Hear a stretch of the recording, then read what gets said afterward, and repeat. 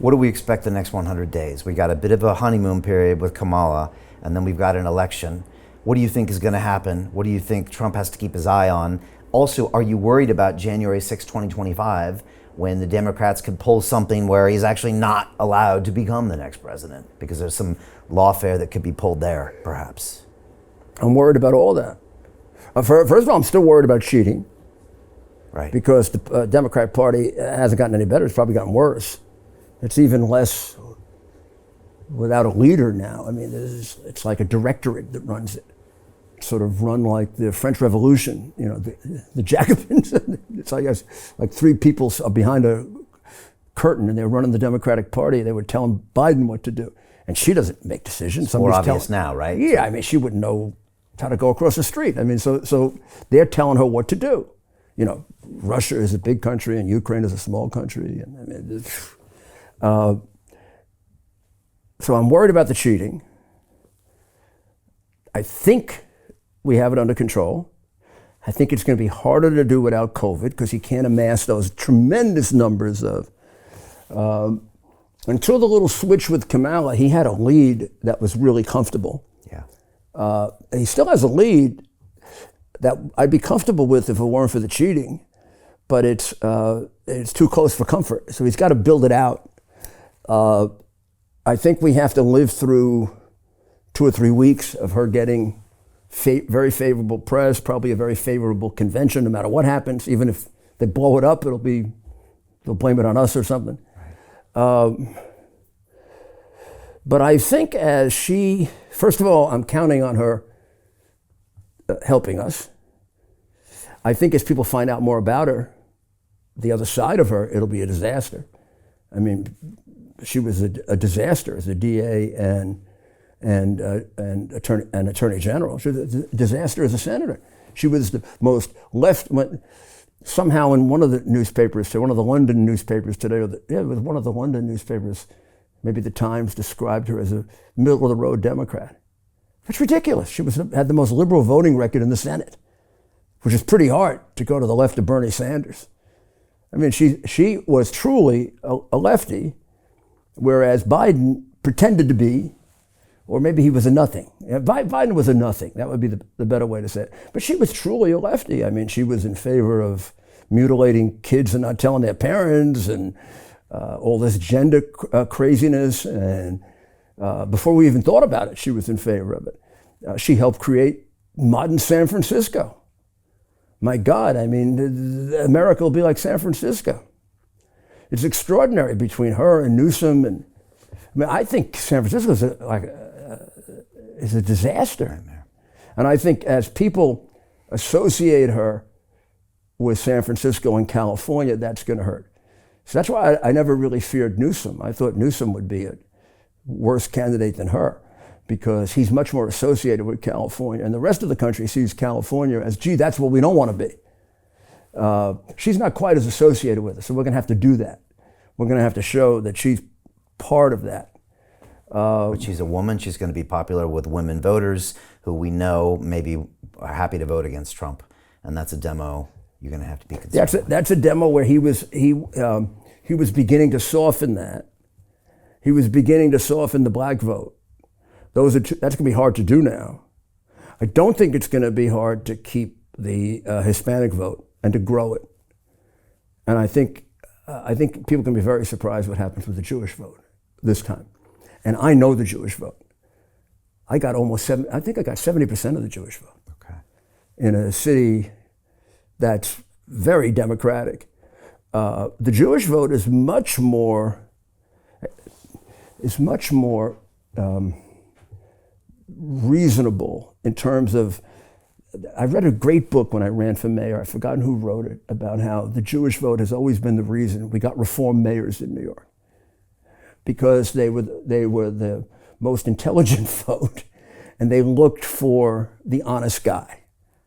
And I think ultimately they've been pounded so hard that they're going to see through the exaggerations with Trump. Maybe with the very left. Remember, you got to give away about 30 or a little more percentage of the Jewish vote because they hate Israel. You got about 30% that hate Israel. Right. So what? I don't even consider them the Jewish vote. I consider them something else. Then you've got about 30% that are with us. We get them anyway. I mean, they're very conservative, very angry at the other Jewish vote. I mean, going way back, like even with Reagan. Reagan's a much better president for Israel. Why aren't you voting for him? Bush is a much better president, the second Bush, not the first Bush. So it's that other third. And I don't see it. I mean, she seems to be even more pro-Hamas, pro-Islamic terrorism than he was. And Biden, remember, had the history with the Jewish vote of being one of their people, one of their senators. He had a kind of a nice history with them that he double-crossed completely, but she doesn't have that. She doesn't have that history. And there's nothing about her that suggests that she has any real understanding of the importance of Israel. Right. My support for Israel, which is, I would tell you honestly, is excessive. I love Israel. It comes from Ronald Reagan, who said to me that, and to a lot of people, we should never think about the Jewish vote or Israel and the Jewish vote. Our support for Israel is independent of the Jewish vote. They're our best friend, or maybe one of our 2 or 3 best friends. And he had a great saying. He used to say, in life, when you get to be my age, you realize you don't have too many good friends. We got a couple, and you'll realize it's only a couple. As you get older, you'll realize as you get older, only a couple good friends, countries. They're one of them. We're with them. Okay. Whenever they're in trouble, even if we have fights, when push comes to shove, we're with them. So one day I was sitting with a great Jewish leader when Obama was president. And I said to him, it must be very difficult being in the position you're in, where every person who was prime minister knew no matter what fights you had, from Truman to Clinton, Bush, you knew the president would come out on your side eventually, even if you're fighting over something or other. Now you don't know what side he's on, Obama. And he looked at me and said, I know what side he's on. What do you mean I don't know what side he's on? He's on the other side. I think that's true, frighteningly true. I don't see how you give Iran billions of dollars in cash and not hate Israel. I mean, Iran wants to destroy Israel. They want to kill Americans. Obama was giving him that money when Soleimani was still there. And Soleimani was killing Americans. He loved killing Americans. It was his specialty. So I'm kind of thinking, having worked with President Reagan, and all of a sudden, Iran, the Ayatollah wants money. And he says, give me cash? And you give it to him? And you can't figure out it's for terrorists? When you know that more than half his budget goes to terrorists. That's why people are starving there, because half his budget goes to terrorists. And you can't figure out that Soleimani in Iraq is killing our boys and girls? What the hell kind of president are you? Right. So Jim Rickards has just recorded a video that's not available to anyone in the public, and he's going to be talking about how this upcoming recession is going to be fast, it's going to be bloody, it's going to be nasty. But at the same time, he's going to show you how you can position yourself to profit from all of this chaos. Now, we've made this video only available to our viewers. Go to londonreal.tv/Jim. Watch that immediately.